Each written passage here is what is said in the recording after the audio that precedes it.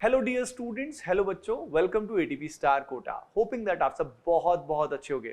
तो यार आज जेईई मेन 2023 का जो सेकंड अटेम्प्ट है वो स्टार्ट हो गया है और केमिस्ट्री में एनटीए ने लिटरली हमें काफ़ी सरप्राइज किया है और एक तरह से थोड़ा मजाक भी किया है हमारे साथ। तो वो क्या है वो आपके साथ शेयर करेंगे और पेपर को हम देखने वाले हैं। तो यहाँ पे सबसे पहले बच्चों हम ऑर्गेनिक केमिस्ट्री को देखने वाले हैं और बहुत बहुत मजा आने वाला है। आपका कैसा पेपर गया, कितने क्वेश्चन सही हुए, कौन कौन से गलत हो गए, खासतौर पे कहां फंसे, कमेंट सेक्शन में बच्चों जरूर बताना है आप सभी को। चलिए बिना टाइम वेस्ट किए शुरू करते हैं। देखिए ओवरऑल अगर पेपर की बात करें तो यहाँ पे जो पेपर आया बच्चों वो लिटरली काफी इजी आया है। मतलब ओवरऑल मॉडरेट भी नहीं बोलूंगा, थोड़ा इजियर साइड पे था केमिस्ट्री। खास तौर पे कई क्वेश्चन बिल्कुल मेमोरी बेस्ड टाइप के क्वेश्चंस भी थे, है ना। तो इसीलिए ओवरऑल जो भी स्टूडेंट ढंग से तैयारी कर रखी थी और एनसीईआरटी ढंग से किया हुआ था उनसे क्वेश्चन सॉल्व हो जाएंगे, है ना। और जिन जिन बच्चों ने जो मिनी शॉर्ट सीरीज थी उसकी भी हेल्प ली होगी, आई थिंक उससे भी क्वेश्चन सॉल्व हुए होंगे आप सभी के। तो कमेंट सेक्शन में जरूर बताइएगा कि मिनी शॉर्ट से आपको हेल्प मिली या नहीं मिली, है ना। चलिए बच्चों शुरू करते हैं। सबसे पहले देखिए पहला सवाल आप सभी के सामने जो दिखाई दे रहा है, यहां पे पूछा गया है कि देयर इज अ प्रोसेस, उस प्रोसेस में करेक्ट एंजाइम है कि नहीं, मतलब एंजाइम के साथ रिएक्शन को मैच करना था। तो इसमें बच्चों कई सारी रिएक्शन हो रही हैं, जैसे कि प्रोटीन का हाइड्रोलिसिस हो रहा है, सुक्रोज का हाइड्रोलिसिस हो रहा है, उसके अलावा स्टार्च जो है उसको माल्टोज में कन्वर्ट किया जा रहा है। तो बेसिकली प्राइमरीली हाइड्रोलिसिस टाइप की रिएक्शन यहाँ हो रही है। तो यहाँ पे जो एंजाइम यूज होता है बच्चों वो यूज होता है पहले वाले केस में इन्वर्टेज। आप सभी को पता होगा सुक्रोज जो बनता है it is a type of disaccharide, और ये जो डाइसैकेराइड है ये जीएफ से बनता है। जीएफ का मतलब यहाँ पे ग्राउंड फ्लोर या गर्लफ्रेंड नहीं है, जीएफ का यहाँ मतलब है ग्लूकोज एंड फ्रक्टोज। तो जब इसका हाइड्रोलिसिस करते हैं तो उसको फैसिलिटेट करता है इन्वर्टेज। और आप सभी को एक बात पता होगी कि इसका जब हाइड्रोलिसिस करते हैं तो यहाँ पे इन्वर्ट शुगर बनता है। इन्वर्जन ऑफ शुगर का जो कंसेप्ट है वो यहीं से आया है बच्चे, ताकि ओवरऑल यहाँ पे जो पहले ऑप्टिकल रोटेशन का साइन होता है वो ऑप्टिकल रोटेशन का साइन जो है वो बाद में क्या हो जाता है, बदल जाता है, चेंज हो जाता है ना। तो वहीं से नाम इन्वर्टेज आया है। ओके चलिए अब चलते हैं हम आगे। नेक्स्ट क्वेश्चन बहुत बहुत आसान है, बिल्कुल मेमोरी बेस्ड टाइप का क्वेश्चन है। पॉलीमर का बिल्कुल सिंपल क्वेश्चन है, पूछा हुआ है ऑर्लोन जो होता है भाई ऑर्लोन जो है और जो पैन होता है वो सेम ही होता है। PAN stands for polyacrylonitrile. Polyacrylonitrile की अगर हम बात करें बच्चों तो यहाँ पे जो एक्राइलोनाइट्राइल होता है, एक्राइलोनाइट्राइल आप सभी को पता होना चाहिए, ये होता है कुछ ऐसा। और इसके जब n यूनिट्स आपस में कंबाइन करते हैं तो ऐसे केस में हमारा पैन बनता है। और जब इसके n यूनिट्स आपस में कंबाइन करके पॉलीमराइजेशन करते हैं बच्चों तो यहाँ पे आप सभी देख सकते हैं क्लियरली ये पाई बॉन्ड टूटता है। एल्कीन जो है देखिए इसमें एल्कीन में एडिशन टाइप का पॉलीमराइजेशन होगा, it is a type of addition polymer. और ये एक तरह का होमोपॉलीमर होता है बच्चों, और ये है इसका रिपीटिंग यूनिट। तो ये रिपीटिंग यूनिट बार बार रिपीट होता रहता है। अच्छा बच्चों आगे बढ़ने से पहले एक इंपॉर्टेंट इंफॉर्मेशन आप सभी को मैं दे देता हूं जिनको भी नहीं पता है बच्चों। 11 तारीख को आप सभी के लिए जेईई एडवांस्ड का क्रैश कोर्स आ रहा है जिसका नाम है RCC, rapid crash course, ATP star Kota channel पे, राइट। और बच्चों ये जो पर्टिकुलर बैच है ये ऑनलाइन होने वाला है। एंड जो बच्चे ऑफलाइन इस बैच में पढ़ना चाहते हैं तो 20 तारीख को 20 अप्रैल से कोटा में Rajiv Gandhi Nagar campus ATP star में ये ऑफलाइन भी चालू होगा। ओके तो जो भी बच्चे इस तरह की रिक्वायरमेंट में हैं तो वो आरसीसी में एनरोल कर सकते हैं। चलते हैं अगले सवाल पे। नेक्स्ट क्वेश्चन जो है यहाँ पे आप देख सकते हैं Br2NaOH है, साथ में हीट है और हमारे सामने अमाइड है और साथ में एस्टर है। Now as you can clearly see कि भाई हमारे पास अमाइड भी है, हमारे पास एस्टर भी है। तो Br2NaOH जो है यहाँ पे हेलोजन डिस्प्रोपोर्शनेशन करेगा। और ये जो रिएक्शन है कौन सा रिएक्शन आप देख सकते हो क्या, यस ये है हॉफमैन ब्रोमोमाइड डिग्रेडेशन, जिसमें C डबल बॉन्ड यहां से निकल जाएगा और C डबल बॉन्ड निकलने के बाद यहां पे आ जाएगा NH2, है ना। अब NH2 आने के बाद क्या होगा भाई, तो देखिए यहाँ पे जो NH2 है ये एक न्यूक्लियोफाइल की तरह बिहेव करेगा और यहाँ एस्टर के साथ SNAE मैकेनिज्म करेगा, यानी न्यूक्लियोफिलिक सब्स्टिट्यूशन करेगा, जिसमें यहाँ से OCH3 फाइनली रिमूव हो जाएगा।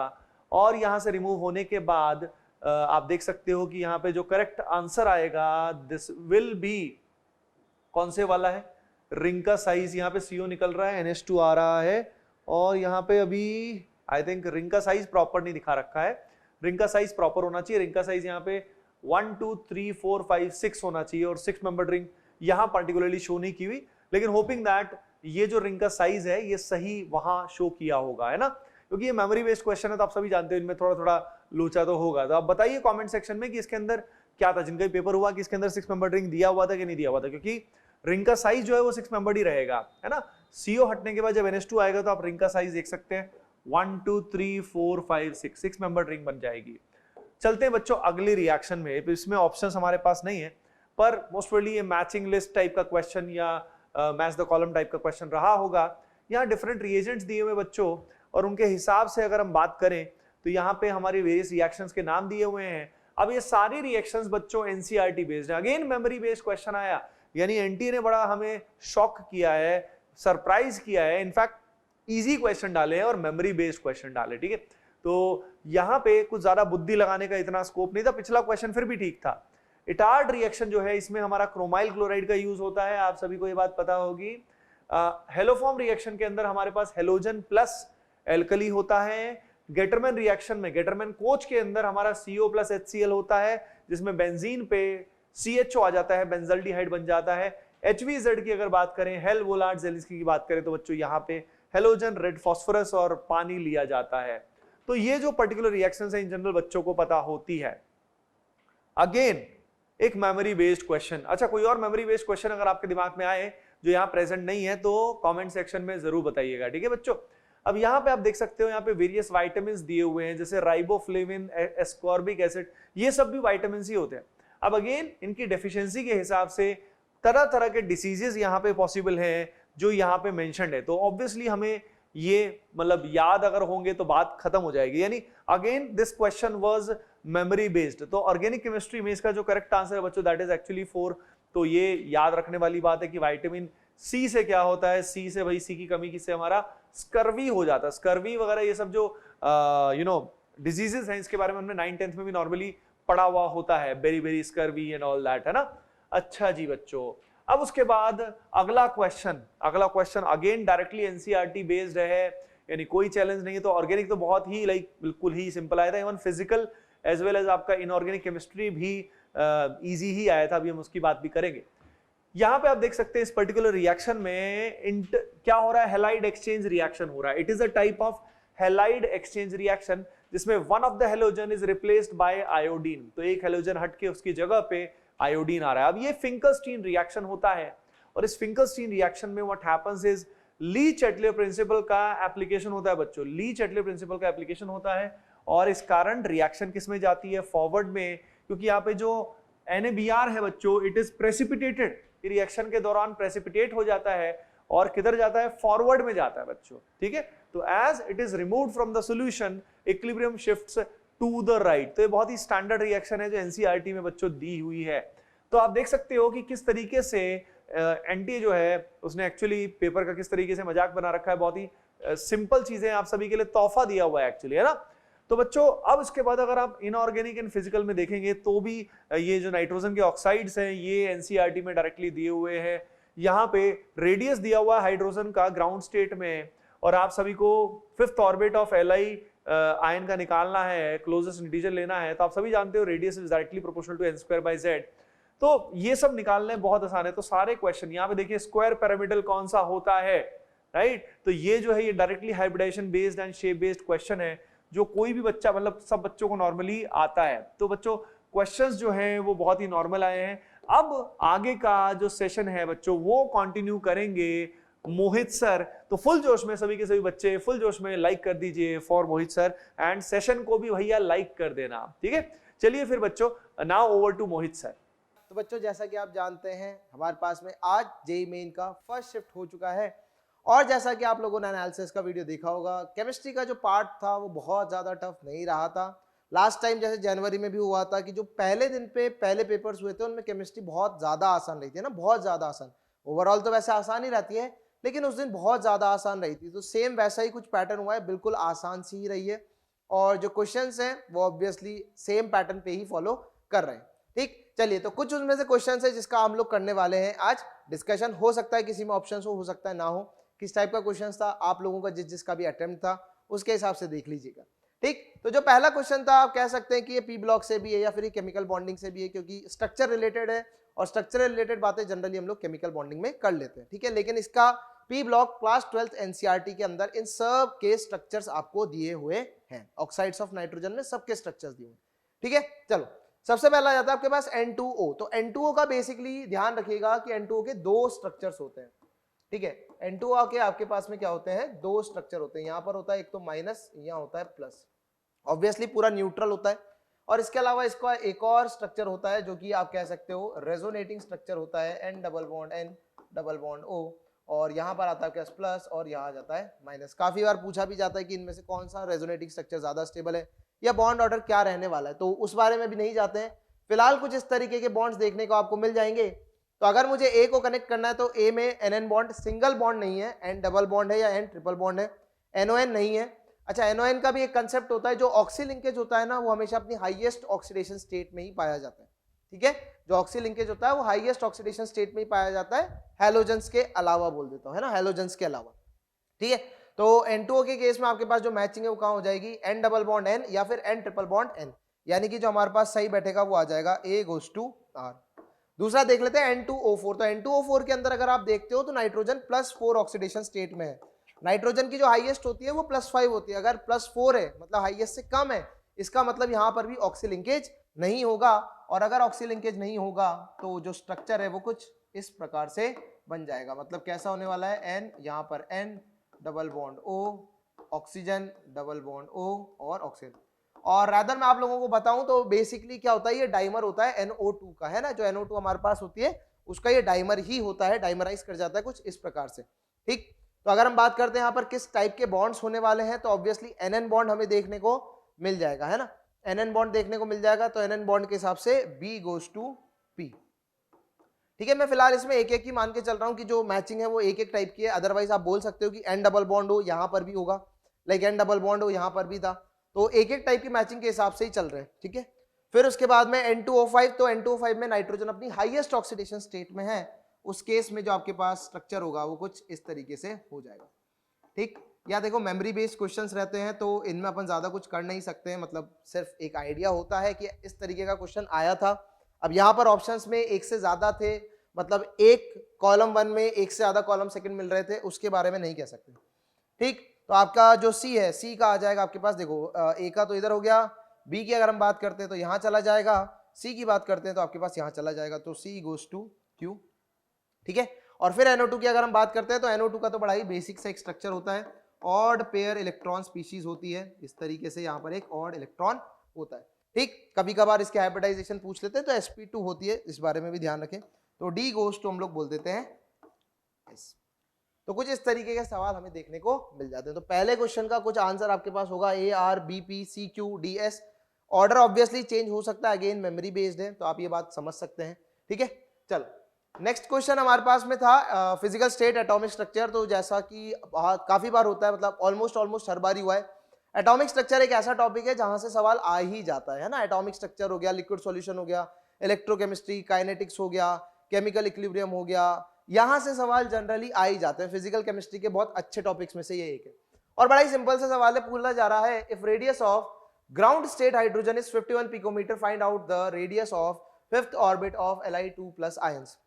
तो भाई किसी भी ऑर्बिट का, किसी भी एलिमेंट का जो कि हाइड्रोजन के जैसा है, मतलब हाइड्रोजन लाइक स्पीशीज है, और उसके किसी पर्टिकुलर ऑर्बिट का रेडियस पूछा हुआ है और हाइड्रोजन के ग्राउंड स्टेट का रेडियस अगर आपको दिया हुआ है, तो भाई मेरे पास जो A0 है दैट इज 51। A0 मुझे यहाँ क्या बता रहा है, A0 बेसिकली बोल रहा है this is the radius of first Bohr orbit of hydrogen atom. ठीक है, तो पहले बोहर ऑर्बिट का हाइड्रोजन एटम का रेडियस है।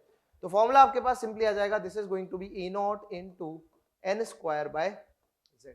A0 हमें दिया हुआ है 51, n²। अब लिथियम 2+ के लिए बोला है फिफ्थ ऑर्बिट में, तो फिफ्थ ऑर्बिट का मतलब हो जाएगा 25 डिवाइडेड बाय लिथियम का एटॉमिक नंबर कितना होता है, 3 होता है, तो यहां से ही चला जाएगा 17 बार, और 17 × 25 अगर आप कैलकुलेट करोगे तो 25 × 16 जो होता है वो 400 होता है, तो ये आ जाएगा आपके पास 425 पिकोमीटर। बोला था क्लोजेस्ट इंटीजर, लेकिन एज सच क्लोजेस्ट इंटीजर की जरूरत नहीं पड़ेगी आपको, एग्जैक्टली आंसर सेम ही आने वाला है। तो ये आ जाता है आपके पास 425 पिकोमीटर। तो अगेन ये भी बहुत बड़ा टफ सवाल नहीं था, जैसा मैंने आपसे स्टार्टिंग में ही कहा, केमिस्ट्री अभी तक जो हमारा मेंस का पूरा अटेम्प्ट अगर आप जनवरी का भी देखेंगे तो बहुत ज्यादा टफ क्वेश्चंस नहीं आए थे, आउट ऑफ द बॉक्स जैसा कुछ भी नहीं है, बिल्कुल बेसिक जो चीजें होती है ना, बेसिक जो फॉर्मुलेज होते हैं उसी से रिलेटेड रहा। अगेन जो अगला सवाल है, कह सकते हो ये केमिकल बॉन्डिंग का ही है प्रॉपर्ली, और पूछा जा रहा है which of the following have square pyramidal structure. ठीक, स्क्वायर पिरामिडल स्ट्रक्चर किसका होने वाला है? तो भाई आपको एक चीज समझनी है, अगर मेरे जैसा यहाँ पर इस क्वेश्चन को देखेगा तो मैं तुरंत टिक ए की ऑप्शन को मारने वाला हूं, जो कि हो जाएगा ऑप्शन ए। अब आप लोग सोच रहे होंगे सर डायरेक्टली कैसे बता दिया आपने, तो भाई यहां पर लिखा हुआ है स्क्वायर पिरामिडल। अब अगर आप लोगों को स्क्वायर पिरामिडल की ज्योमेट्री याद है, तो स्क्वायर पिरामिडल बनने के लिए ये तो सेंट्रल एटम हो गया, आपको इसके अलावा सराउंडिंग में कितने एटम्स चाहिए? सराउंडिंग में टोटल आपको 5 एटम्स चाहिए। सराउंडिंग में कितने एटम्स चाहिए आपको? 5 एटम्स चाहिए। तो ये होता है आपके पास कुछ इस तरीके से स्क्वायर पिरामिडल। तो अगर आप बाकी तीनों ऑप्शंस को देखते हो तो बाकी तीनों ऑप्शंस में यहाँ देखो 3 फ्लोरीन है या 4 फ्लोरीन है या 3 ऑक्सीजन है, लेकिन सिर्फ ऑप्शन ए ही ऐसा है जिसके अंदर आपके पास में टोटल 5 एटम्स हैं, 4 तो फ्लोरीन है और 1 आपके पास क्या है? ऑक्सीजन है। तो इसी वजह से जो ऑप्शन ए है वो सबसे ज्यादा फेवरेबल बन जाता है आपके लिए कि XeO4 ही सबसे आसान होने वाला है। तो ये आ गया xenon, double bond O, F F F और F और लोन पेयर। बाकी सबकी फिलहाल ज्योमेट्री आपको जानने की जरूरत नहीं है, आप आराम से अपने आप से निकाल सकते हो। जो हमारा आंसर हो जाएगा वो हो जाएगा स्क्वायर पिरामिडल स्ट्रक्चर। XeO4 आपके पास में स्क्वायर प्लेनर होता है, XeO3 आपके पास टेट्राहेड्रल होता है एक लोन पेयर के साथ, और अगर हम बात करते हैं BrF3 की तो 3 और 4 है ना, 3 और 2 आपके पास 5, यानी कि ये होता है आपके पास sp3d टी शेप के अंदर। ठीक, तो स्क्वायर पिरामिडल स्ट्रक्चर हो जाएगा हमारे पास option A, that is XeOF4। चलो अगला सवाल आ जाता है strong reducing and oxidising agents. तो डी एंड एफ ब्लॉक से आप जानते हैं, डी एंड एफ ब्लॉक से एक सवाल आ ही जाता है, कभी वो डी ब्लॉक से होता है, कभी वो एफ ब्लॉक से होता है। ठीक है, ज्यादातर डी ब्लॉक से होता है, एफ ब्लॉक से भी आ जाता है। और एफ ब्लॉक में जब भी सवाल पूछा जाता है तो लैंथेनाइड्स के ऊपर ही पूछा जाता है। लैंथेनाइड्स में जो पर्टिकुलर टॉपिक्स हैं वो आ जाते हैं लैंथेनाइड कॉन्ट्रैक्शन, या फिर लैंथेनाइड्स के अंदर आपका ऑक्सीडेशन, मतलब आप कह सकते हो ऑक्सीडेशन स्टेट वाला कंसेप्ट। ठीक है, तो ऑक्सीडेशन स्टेट वाला जो पॉइंट है, आप उसमें एक पैराग्राफ दिया हुआ है एनसीईआरटी के अंदर, आप उसको एज इट इज पढ़ो, उसमें सारे एलिमेंट्स के बारे में दिया हुआ है, कौन ऑक्सीडाइजिंग एजेंट होता है, कौन रिड्यूसिंग एजेंट होता है, कौन सी इनकी कॉमन ऑक्सीडेशन स्टेट होती है। फिलहाल अगर मैं बात करता हूं तो ये सारे लैंथेनाइड्स ही हैं, और लैंथेनाइड्स की जो कॉमन ऑक्सीडेशन स्टेट होती है वो आपके पास में कौन सी होती है? +3 होती है। इसीलिए +2 वाले +3 में जाना चाहते हैं और +4 वाले +3 में आना चाहते हैं। ठीक है, तो +2 वाले +3 में जाएंगे मतलब खुद का क्या करेंगे? ऑक्सीडेशन, और काम करेंगे एज अ रिड्यूसिंग एजेंट, और +4 वाले +3 में आएंगे तो खुद का करेंगे रिडक्शन, और काम करेंगे as a reducing agent, sorry not reducing, काम करेंगे एज अ ऑक्सीडाइजिंग एजेंट। तो भाई पूछा है रिड्यूसिंग और ऑक्सीडाइजिंग एजेंट्स कौन से होंगे? तो देखो सेरियम +3 अपनी नॉर्मल जनरल ऑक्सीडेशन स्टेट में है, तो ये रिड्यूसिंग और ऑक्सीडाइजिंग दोनों में से किसी का भी काम नहीं करने वाला है, तो ऑप्शन गया। फिर आ जाता है आपके पास में रिड्यूसिंग, तो Ce+4, तो जैसा मैंने बोला +4 वाला +3 में आना चाहेगा, +4 वाला अगर +3 में आएगा तो खुद का रिडक्शन करेगा, तो सामने वाले का ऑक्सीडेशन करेगा। तो सामने वाले का ऑक्सीडेशन करेगा मतलब किसकी तरह बिहेव करना चाहिए? ऑक्सीडाइजिंग एजेंट की तरह। जबकि आपको मैचिंग किससे करनी है? तो इसके हिसाब से क्वेश्चन के अकॉर्डिंग रिड्यूसिंग होना चाहिए Ce+4, गलत। Ce+4 एक ऑक्सीडाइजिंग एजेंट होना चाहिए, तो ये ऑप्शन भी आपके पास क्या होता है? गलत। और फिर आ जाता है यूरोपियम 2+ और सीरियम +4, ऑब्वियसली ये सही है, क्योंकि यूरोपियम +2 से +3 जाना चाहेगा तो वो काम करेगा एज अ रिड्यूसिंग एजेंट, और सीरियम +4 से +3 जाना चाहेगा तो वो काम करेगा as a oxidizing agent. In fact NCERT में एक लाइन भी लिखी हुई है कि जो सीरियम +4 होता है उसका +3 में जाने की टेंडेंसी बहुत ज्यादा होती है, उसका जो पोटेंशियल होता है, रिडक्शन पोटेंशियल बहुत ज्यादा होता है, इतना ज्यादा होता है कि वो पानी को भी ऑक्सीडाइज करने की टेंडेंसी रखता है। तो करेक्ट आंसर आपके पास में यहाँ कौन सा हो जाएगा? Option C. ऑब्वियसली जो हमारे पास ऑप्शन डी है वो भी क्या होने वाला है? गलत होने वाला है। देखो ऑप्शंस अगेन मैच हो सकते हैं, ऐसे रहे हो, कुछ और भी रहे हो, कोई और एलिमेंट्स भी रहे हो, it depends on the memory. ठीक है, मेमोरी के ऊपर बेस सवाल है तो मेमोरी तक ही रहने दे। नेक्स्ट क्वेश्चन हमारे पास आ जाता है, in a compound atoms of elements Y form CCP, ये फ्रॉम नहीं है, ये फॉर्म है। ठीक है, ये फॉर्म है। CCP lattice and those of element X occupy 1/3 of tetrahedral voids, the formula of the compound will be। ठीक, तो यार ये बहुत बड़ा सवाल तो नहीं है। वाई CCP बोला हुआ है मतलब FCC, इसका मतलब हो गया 4, और X के लिए बात करी गई है कि ये 1/3 ऑफ टेट्राहेड्रल वॉइड्स ऑक्यूपाई करता है। तो भाई अगर आपके पास में कोई भी लैटिस है, अगर उसमें n नंबर ऑफ एटम्स है तो n तो होते हैं ऑक्टाहेड्रल वॉइड्स और 2n होते हैं टेट्राहेड्रल वॉइड्स। तो मतलब टेट्राहेड्रल वॉइड्स कितने हो जाएंगे 8, और उसका आपको कितना लेना है 1/3, तो x आ गया आपके पास 8/3। फॉर्मूला बन जाएगा x 8/3 और y 4। अगर आप इसको कैंसिल आउट करके देखेंगे, सिंप्लीफाई करेंगे, तो ये बन जाएगा x2 y3, kind of Al2O3 जैसा हो जाएगा। तो सॉलिड स्टेट से बहुत ज्यादा टफ सवाल नहीं आता है, जैसा कि हम जानते हैं बहुत ज्यादा टफ नहीं आता है, और कभी कभार आता है ना, रैदर मैं बोलूं तो कभी कभार आता है, हर बार आए ऐसा कोई जरूरी नहीं भी है। नेक्स्ट क्वेश्चन हमारे पास में आ जाता है इन अ कॉम्प्लेक्स Fe2O6 2+, ये 2+ नहीं है एक्चुअली, यहाँ पर मिसप्रिंट है, ये +3 है। The magnetic moment is 5.92 Boas magneton and FeCN6 3- magnetic moment is 1.73 Boas magneton. Reason दिया हुआ in both complex compound iron is in +3 oxidation state. चलो, तो coordination complex crystal field theory से आया हुआ सवाल है। हम लोग जानते हैं कोऑर्डिनेशन से बहुत अच्छे अच्छे सवाल आते हैं और काफी ज्यादा आते हैं। लाइक एक शिफ्ट के अंदर कोऑर्डिनेशन में से 2 सवाल तो आ ही जाते हैं, कोई बड़ी बात नहीं है। वीबीटी से हो सकता है, आइसोमेरिज्म से हो सकता है और सीएफटी से हो सकता है, मैक्सिमम इन 3 टॉपिक्स में ही घूमता रहता है। तो सीएफटी से आ गया हमारे पास पहला सवाल।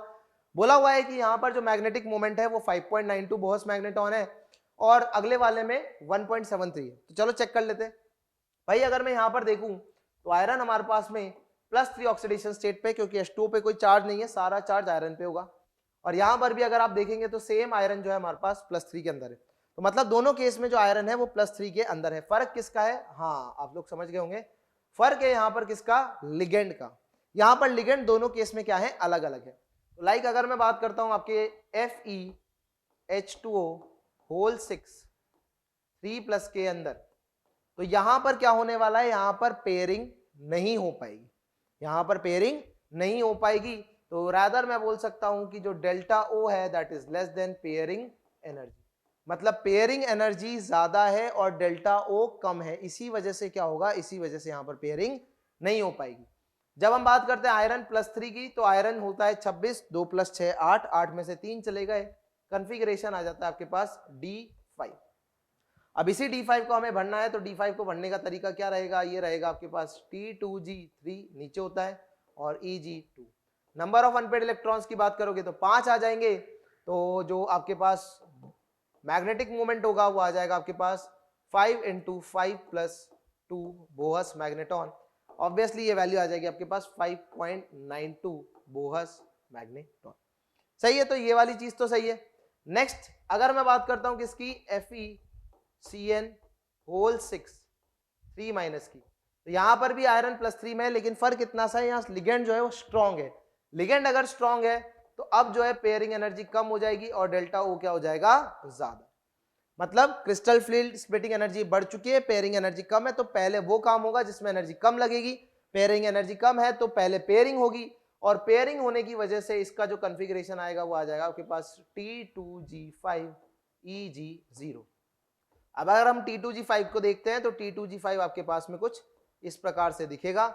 ऑब्वियसली अनपेड इलेक्ट्रॉन कितना है? 1, तो एक अनपेड इलेक्ट्रॉन पे आपका जो मैग्नेटिक मोमेंट है वो आ जाएगा 1.73 बोहस मैग्नेटॉन। तो ऑब्वियसली असर्शन पूरी तरीके से सही है। Reason both the complex compound iron is in +3 oxidation state, ये भी बिल्कुल सही है, आयरन दोनों केस में +3 में है। लेकिन क्या ये रीजन असर्शन को एक्सप्लेन कर पा रहा है? असर्शन क्या है? यहां पर मैग्नेटिक मोमेंट 5.92 है जबकि यहां पर 1.73 है। क्या ये जो रीजन दिया हुआ है +3 ऑक्सीडेशन स्टेट होने की वजह से आपका जो मैग्नेटिक मोमेंट है ये इतनी वैल्यूज आ रही हैं? नहीं, एक्सप्लेन नहीं कर पाएगा, क्योंकि आयरन दोनों केस में +3 है, तो जस्टिफिकेशन नहीं हो पा रहा है। हम अलग अलग तरीके मतलब बता नहीं पा रहे हैं कि क्यों वैल्यूज में डिफरेंस है। वैसे तो हम जानते हैं कि क्यों है। यहां पर जो प्रॉपर रीजन होना चाहिए था, रीजन ये था, या तो ये लिख देता, ये वाली चीज लिख देता कि पहले कॉम्प्लेक्स में ये कंसेप्ट है, दूसरे कॉम्प्लेक्स में ये कंसेप्ट है, या फिर पहले कॉम्प्लेक्स में जो लिगेंड है वो वीक है और दूसरे कॉम्प्लेक्स में जो लिगेंड है वो स्ट्रॉन्ग है। अगर ऐसा कुछ लिखता तो वो करेक्ट रीजन होता, लेकिन सिर्फ बोल देना कि +3 ऑक्सीडेशन स्टेट है, वो तो दोनों में ही है और उस बात से लिगेंड के नेचर पे कोई फर्क नहीं पड़ रहा है। तो असर्शन भी सही है, रीजन भी सही है, but reason is not the correct explanation. तो ऑब्वियसली जो ऑप्शन बी होता है जनरली वही आंसर होता है। तो फिलहाल मैं लिख देता हूं यहाँ पर आंसर बी हो जाएगा। ठीक है, चलो एक लास्ट हमारे पास में जो सवाल है वो आ जाता है, consider the following reaction. Chemical equilibrium से आया हुआ है और केमिकल इक्विलिब्रियम से बहुत टफ सवाल नहीं आते हैं। लिखा हुआ है A2B3 gas gives 2A gas plus 3B gas. If the initial concentration of A2B3 gas is C, then find the value of alpha, जो कि हमारा होता है डिसोसिएशन कांस्टेंट।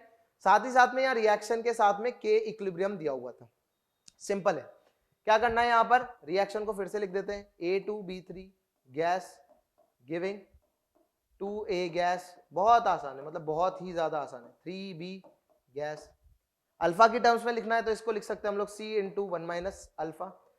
इसके एक से इसका 2 बनता है तो यहाँ मिलेगा 2C अल्फा, और इसके एक से इसका 3 बनता है तो यहाँ मिल जाएगा 3C अल्फा। जनरली स्टोइकोमेट्री जब 1 1 होती है तो C अल्फा लिख के आगे बढ़ जाते हैं, लेकिन यहाँ पर स्टोइकोमेट्री जो है उसको C अल्फा से मल्टीप्लाई कर दो। सही है। अब K इक्विलिब्रियम हम कितना लिख सकते हैं, K इक्विलिब्रियम लिख सकते हैं कॉन्सेंट्रेशन ऑफ A की power 2 into concentration of B की power 3 divided by concentration of A2B3। Concentration of A की पावर का स्क्वायर करोगे तो 2C अल्फा का स्क्वायर आ जाएगा आपके पास 4C square alpha square into कर देंगे, इसका क्यूब करोगे तो आ जाएगा 3 का क्यूब होता है 27C cube into alpha cube divided by A2B3 की जगह लिख देंगे हम C इंटू 1 माइनस अल्फा। ये हो जाएगा आपके पास में, क्लियर है। C स्क्वायर C की पावर 3 C की पावर 5, नीचे C लिखा हुआ है तो एक C यहां से कट जाएगा। अब यहाँ पर एक अप्रोक्सीमेशन करना पड़ेगा, जैसा कि ऑप्शंस मैंने देखे थे तो उनमें अप्रोक्सीमेट करके ये आंसर निकाला गया था, क्योंकि अभी आप देखोगे तो ये अल्फा की पावर 5 में कुछ बन रहा है, तो अगर आप इसको नॉर्मल तरीके से सॉल्व करने जाओगे तो नहीं हो पाएगा। तो यहाँ पर हम लोग क्या करेंगे, यहाँ पर अल्फा को कर देंगे 1 के रिस्पेक्ट में निगलेक्ट, तो यहाँ से आपके पास जो अल्फा है वो कितना आ जाएगा, ये आ जाएगा अल्फा की पावर 5 बराबर अल्फा की पावर 5 27 इंटू 4 होता है 108 C की पावर 4, तो ये आ जाएगा K equilibrium divided by 108 C की पावर 4। सही है। तो यहां से अल्फा आ जाएगा आपके पास में K equilibrium divided by 108 C की पावर 4 की होल पावर 1/5। ठीक है, तो ये आ जाता है आपके पास अल्फा। अच्छा, एक सवाल और मैंने देखा था, वो एस ब्लॉक से रिलेटेड था। पूछा जा रहा था कि जो सीमेंट होता है उसके सेटिंग टाइम को बढ़ाने में कौन मदद करता है। तो सेटिंग टाइम को बढ़ाने में बेसिकली जिप्सन होता है, जो मतलब हम लोग पाउडर छिड़कते हैं उसके ऊपर, तो वो बेसिकली क्या करता है, उसके सेटिंग टाइम को बढ़ा देता है ताकि वो आराम से सेटल डाउन हो पाए।